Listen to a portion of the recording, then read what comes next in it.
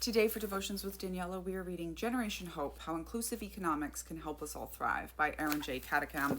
Reading through this for my own deconstruction process, and if you would like to follow along, you can get copies attached here. The divide between the haves and have-nots is getting worse really fast. Nick Hanauer. This is in a chapter called Outdated and Outmoded. If current trends continue, the 2011 London riots and 2020 unrest will serve as mere movie trailers of the uprising to come. Across the pond, Nick Hanauer, an American billionaire venture capitalist, says he sees pitchforks coming, and I do too. Oh, maybe he should just use $6 billion of his dollars to end world hunger. In a Politico piece that landed between the riots and the COVID-19 pandemic, he warned us, emphasis mine, the divide between the haves and the have-nots is getting worse really fast. In 1980, the top 1% controlled about 8% of U.S. national income. The bottom 50% shared about 18%. Today, the top 1% share about 20%. The bottom 50%, just 12%. But the problem isn't that we have inequality. Some inequality is intrinsic to any high-functioning capitalist economy. The problem is that inequality is at historically high levels and getting worse every day. In fact, in Cory Booker's Filibuster, he said that our income inequality, our wealth disparity, is worse than when the French started unheading their leaders. Our country is rapidly becoming a less capitalist society and a more feudal society. I expect walls to start going up around rich neighborhoods and rich houses. It was the most shocking thing to me landing in the US after growing up in Brazil, that you just have all your little 5-bedroom castles just out on the street with nothing really to protect it. That will disappear with income inequality. It's important, unless our policies change dramatically, the middle class will disappear, and we will be back to late 18th century France, before the revolution. It's important to note that inequality isn't the monster we're trying to tackle. Inequality can exist in a world where everyone thrives. There's nothing wrong with some people being filthy rich, as long as everyone else has a decent standard of living. I'm not sure I agree with that line, but the problem of this generation is that only a small percentage of people are wealthy, and life is a daily struggle for the rest.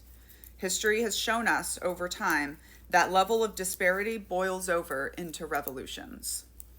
Even though it might seem like the vested interests of this outmoded system are so strong that change may not be possible, conscious millennials are already making a difference. As they get into positions of power, be it in large corporations, governments, etc., they are starting to ask the tough questions, and they are not taking no for an answer. From Greta Thunberg to Alexandra Ocasio-Cortez to Malala Yousafzai and thousands of other young leaders who are driving change, it is this generational change that gives me great hope. As more and more people become conscious of climate change, there has been a wave of anti-consumerism and a move away from buying stuff for stuff's sake. One study found that more than 3 out of 4 millennials choose to spend money on an experience or event instead of a possession. We have a rule that we don't even buy photos of experiences and events. That's a waste of money. We just do the event. A recent survey found that 72% of consumers buy more environmentally friendly products now than they did 5 years prior, and that 83% believe it's important for companies to design products that can be reused or recycled. E-commerce companies have noticed that people are willing to pay more and wait longer for sustainable products in order to reduce their carbon footprint. Many now offer the option to delay shipment of some items so that you can get them all together in one package, reducing packaging materials and the carbon emissions of that extra delivery. Even as jobs were threatened by the pandemic and economic factors, the hashtag Great Resignation has gained momentum and morphed into quiet quitting. In November 2021 in the US, the number of people leaving their jobs reached a record high of 4.53 million. People are walking away because of low pay, feeling stuck, and disrespect. In the past, these kinds of discomforts might have been weathered indefinitely or until a better option came along. Having a job used to be treated as a privilege. Now, not even social conformity and conditioning can keep people from walking out.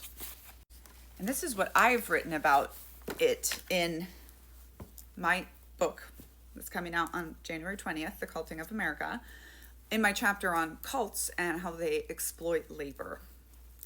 But I do wonder, are we finally starting to reject the sacred assumption of capitalism's cultic system?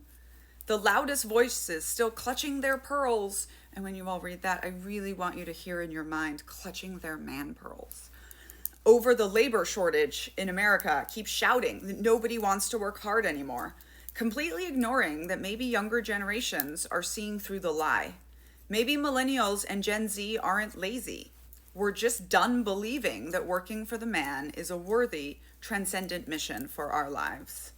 We've figured out that climbing the corporate ladder isn't worth sacrificing our health, happiness, and sense of self on the altar of hustle culture. And the devoted members of capitalism's cult can't handle the cognitive dissonance.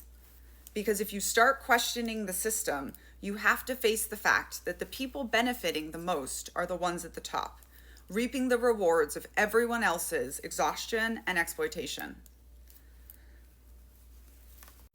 Someone leading the way in the movement to escape from grind culture is Tricia Hersey, the founder of the NAP Ministry and author of the books Rest is Resistance and We Will Rest. Her work centers on healing the generational exhaustion of Black women in America through intentional, radical, liberatory rest. In a blog post titled, "Rest is Anything That Connects Your Mind and Body," she explains, "I took to rest and naps and slowing down as a way to save my life, resist the systems telling me to do more, and most importantly, as a remembrance to my ancestors who had their dream space stolen from them." This is about more than naps. It's not about fluffy pillows, expensive sheets, silk sleep masks, or any other external, frivolous, consumerist gimmick. It's about a deep unraveling from white supremacy and capitalism. These two systems are violent and evil. History tells us this, and our present living shows this. Rest pushes back and disrupts a system that views human bodies as a tool for production and labor. It is a counter-narrative. We know that we are not machines. We are divine. Hersey reminds us that caring for ourselves in a culture determined to strip away our autonomy and agency is, in itself, a radical act of political rebellion, especially for those whose labor has been historically, systematically, and violently exploited, particularly Black women. If we are to truly break free from the cults of capitalism, white supremacy, and patriarchy, we must disrupt the American economy that is built on shame and embody a deeper truth, that our worth is not defined by our work.